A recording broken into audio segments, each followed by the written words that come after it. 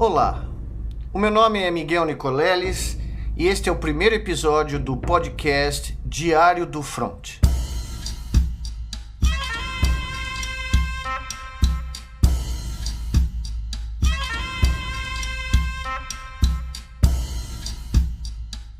Depois do dia mais letal,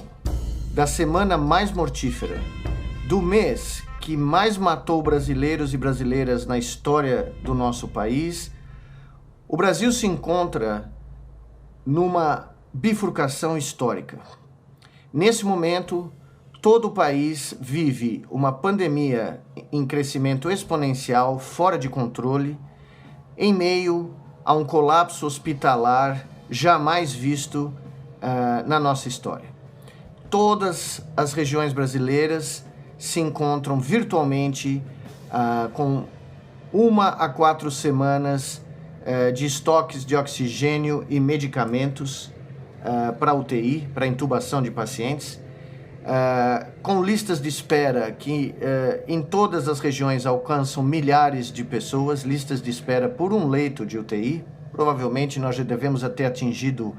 de 6 a 8 mil pessoas em lista de espera por todo o Brasil, tentando ser admitidos no leito de UTI que não existe mais. Em paralelo a esse trágico cenário de uma pandemia fora de controle, de uma pandemia que colocou todo o sistema de saúde brasileiro de joelhos, e perante uma perspectiva futura, se nada for feito, de um aumento dos atuais 3.500 em média que vamos ter a partir da semana que vem, óbitos por dia, podendo atingir 4, 5 mil óbitos por dia nas próximas semanas e 500 mil mortos por volta de julho. Diante desse cenário, o futuro que nos espera pode ser ainda mais dantesco, uma vez que não existe, por parte do governo federal, nenhum tipo de iniciativa crível de combate real à pandemia. E nesse momento, eu posso dizer a vocês que já existem sinais em várias regiões do país, em várias cidades, tanto de pequeno como grande porte, de que um colapso funerário se aproxima a passos largos do Brasil. Em entrevista semana passada ao Globo, o presidente da Associação Brasileira de Empresas Funerárias declarou que existe em estoque no país por volta de 100 mil urnas funerárias, quando na realidade seriam necessárias 400 mil urnas para dar conta não só dos óbitos acima de 3 mil por dia de Covid, mas das outras pessoas que infelizmente falecem no país em decorrência de outras patologias. Com esse cenário, se nós levássemos em conta apenas o número de óbitos recorde da última sexta-feira e do último sábado, eu gravo aqui para vocês esse podcast no dia 28 de março, um domingo, mas nos últimos 2 dias nós tivemos os 2 dias mais letais, ou as 48 horas mais letais da pandemia desde o seu início. Em decorrência de uma mudança estapafúrdia de critério de relato de óbitos na quarta-feira, que foi revertido em algumas horas, mas causou um rebuliço tremendo na análise e na reportagem, né, dos dados de óbitos diários. Nós tivemos na sexta e no sábado 2 recordes de óbitos que, se tivessem sido reportados num dia só, nos teriam levado a mais de 5 mil óbitos em um dia. Enquanto isso, no meio da semana, nós tivemos a consolidação da troca do ministro da Saúde, que basicamente, na sua primeira declaração, se manifestou contra a única ação clara, específica e que funcionou no mundo inteiro, o lockdown rígido, demonstrando com essas palavras que a troca feita de ministério no Ministério da Saúde é basicamente uma troca de 6 por meia dúzia. A perspectiva e a expectativa de que algo real seja feito pelo governo federal também foi levada ao nível de piada internacional, quando o inominável presidente da República criou uma comissão, teoricamente, de combate à pandemia, sem incluir nela nenhum cientista e nenhum representante da sociedade civil, e muito menos o fórum completo de governadores e associações de prefeitos, que seriam fundamentais para que essa comissão realmente tivesse algum tipo de chance de funcionar. Pois bem, nesse cenário, o prefeito de São Paulo decidiu, não se sabe a conselho de quem e a mando de que ideia genial ou de que gênio da lâmpada, criar ou adiantar os feriados futuros da cidade para, nessa semana, a partir de sexta-feira, dia 26 de março, estabelecer um feriado de 10 dias, que ficou chamado, como já ganhou a alcunha, de feriadão. Bom, o que o feriadão fez de bom para a pandemia é absolutamente nada, muito pelo contrário. O prefeito de São Paulo exportou milhões de paulistanos para o interior e para a Baixada Santista, porque não houve nenhum tipo de mensagem, nenhum tipo de ação paralela ao decretar esse feriado, ou feriadão, que garantisse que as pessoas ficassem em casa e reduzissem o fluxo pelas estradas, pelas ferrovias, pela malha aeroviária, que era exatamente o intento, que deveria ter sido o intento de uma medida desse porte.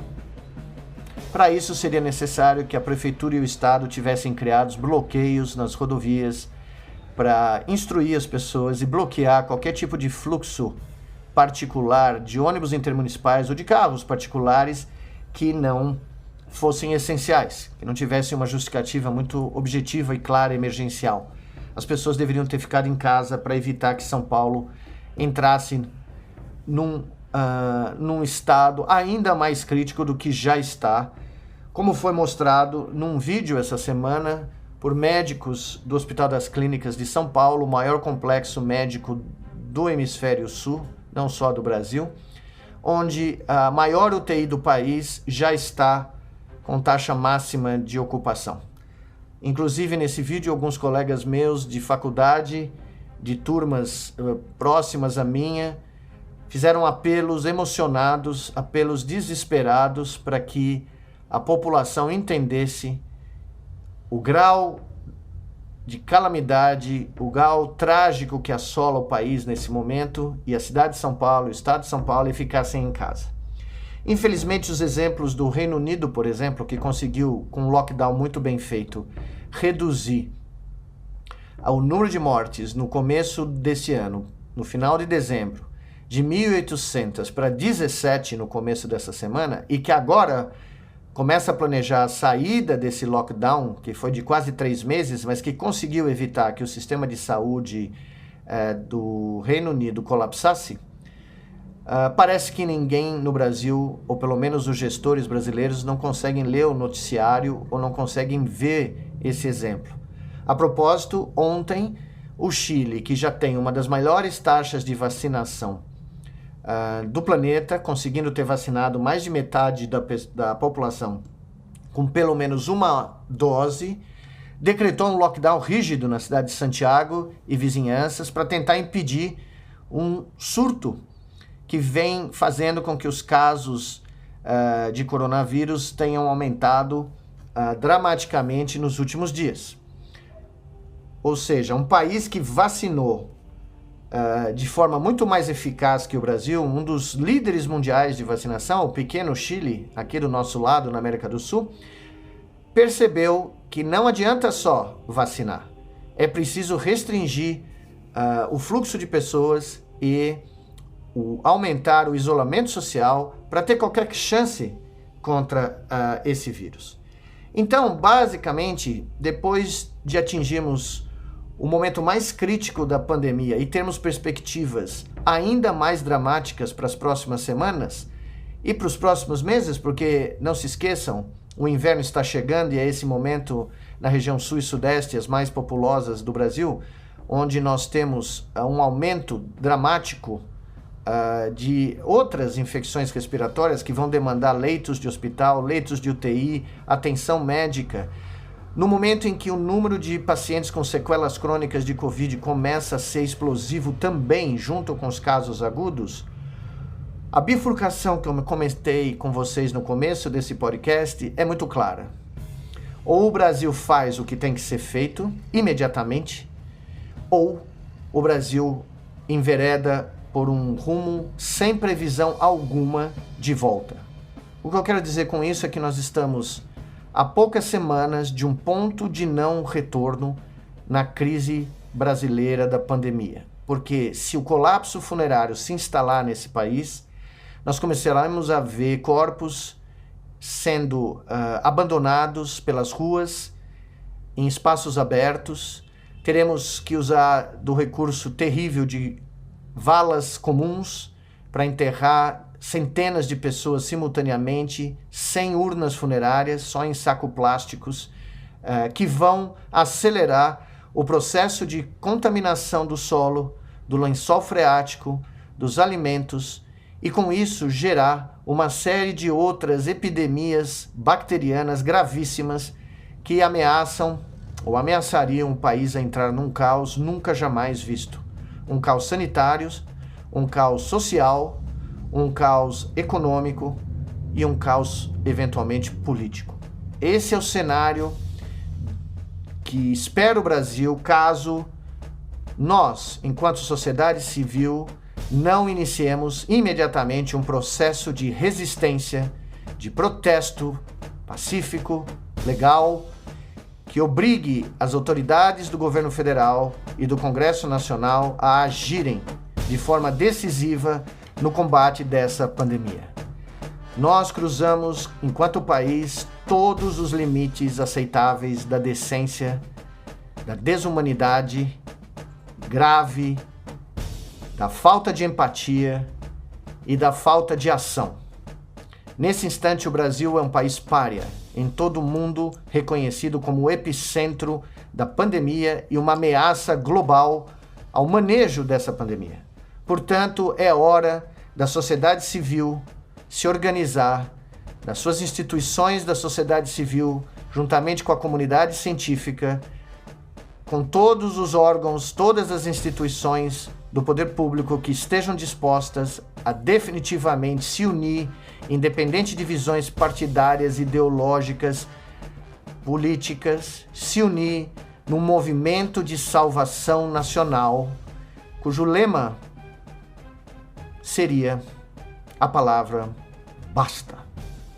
Basta de mortes evitáveis. Basta de incompetência, inépcia e desmando na maior crise sanitária do mundo em 100 anos. Basta de ver nossos irmãos e irmãs morrerem sem medicamentos, sem leitos de UTI e sem a possibilidade de um atendimento médico digno. Basta de ver os nossos heróis profissionais da saúde darem suas próprias vidas. Basta de ignorar as medidas que são fundamentais para que o Brasil consiga evitar um colapso funerário e o mergulho num poço sem volta, num abismo maior do que o Brasil. Para que esse basta seja literalmente ouvido em todo o país, é preciso que todos nós, enquanto cidadãos, passemos a disseminar essa nossa exclamação, esse nosso grito de protesto por todos os meios, pelas redes sociais, pelas nossas comunidades, pelos nossos vizinhos, pelas nossas famílias, pelos nossos grupos de WhatsApp, por todas as formas possíveis para que esse basta atinja todos os poderes da República e deixe muito bem claro para estes que o povo brasileiro não suporta mais o estado de abandono a que ele foi condenado. Quando um presidente da República manda um documento ao Supremo Tribunal Federal pedindo a revogação de poucas medidas que ainda conseguem proteger alguns brasileiros desse vírus letal, ele dá uma declaração pública e notória, assinada e reconhecida em cartório para todo o Brasil e para todo mundo que ele renunciou à sua obrigação constitucional de defender o povo brasileiro de um inimigo letal. Porque o que nós enfrentamos hoje é uma guerra. E para enfrentar uma guerra, você precisa ter um comandante que defenda a vida dos brasileiros e das brasileiras. Esse basta precisa ser acompanhado de decisões operacionais imediatas. A primeira delas é a criação de uma verdadeira Comissão de Salvação Nacional, integrada pelos poderes da República, independentes do Poder Executivo, que ainda tentam e querem salvar o Brasil de uma catástrofe sem precedentes. Essa comissão deveria contar com o apoio do Fórum dos Governadores, das entidades dos prefeitos, instituições da sociedade civil e representantes da comunidade científica que teriam condições de gerar recomendações, normas, procedimentos e abrir negociações com o mercado internacional para ajudar o Brasil a sair dessa crise. Essa comissão tem que ser uma comissão que tenha voz ativa e poder para implementar suas decisões, independente de querelas políticas. Como eu disse, é uma comissão de salvação nacional, porque é a única esperança que o Brasil tem. O Brasil precisa entrar num lockdown nacional rígido pelos próximos 30 dias, não mais 21, não dá mais. Próximos 30 dias para evitar que a pandemia continue gerando em grau geometricamente progressivo novos casos e novos casos graves que impeçam que o sistema hospitalar brasileiro, que já colapsou, segundo a Fundação Oswaldo Cruz, saia desse colapso e tenha um respiro. O Brasil precisa impedir o fluxo não necessário, não emergencial, não essencial de pessoas pela malha rodoviária, aeroviária e ferroviária, fechar o seu espaço aéreo internacional e basicamente ter um respiro de 30 dias com esses bloqueios sanitários nas rodovias, nos aeroportos, nas ferrovias e bloquear o trânsito de ônibus intermunicipais e carros de passeio que não tenham razões emergenciais, mantendo o fluxo essencial para transporte de alimentos, medicamentos e toda energia, tudo aquilo que é necessário para manter as cidades funcionando sem fluxo de pessoas nas ruas. E o Brasil precisa aumentar o número de vacinas entregues ao povo brasileiro, o número de pessoas vacinadas para próximo de 2 a 3 milhões de pessoas vacinadas por dia. A meta do ministro da Saúde de 1 milhão é insuficiente. Ela é medíocre. O Brasil não pode mais aceitar a mediocridade. A mediocridade está levando o Brasil a um extermínio em massa. Está levando o Brasil a uma crise que vai atentar no limite com a própria soberania do país, porque já existem deputados americanos no Congresso americano pedindo ao presidente americano que crie e lidere uma intervenção internacional no Brasil, dada a ameaça que o Brasil se transformou para todo o mundo. Por isso é preciso vacinar de 2 a 3 milhões. Para isso, o Brasil precisa ir no mercado externo e, usando as suas reservas internacionais, se forem necessários, se não houver outro fundo disponível, adquirir os excedentes de vacinas que existem em outros países ou nas grandes empresas que estão produzindo vacinas mundo afora. Esse é a tradução operacional deste basta, porque o Brasil chegou nessa bifurcação histórica, épica, quase que bíblica, onde se o governo brasileiro e o presidente do Brasil decidiram renunciar aos seus deveres constitucionais, cabe a nós, sociedade civil, brasileiros e brasileiras de todas as orientações políticas, de todas as visões de mundo, de todas as vertentes ideológicas, se unirem neste basta para permitir que o Brasil volte a respirar.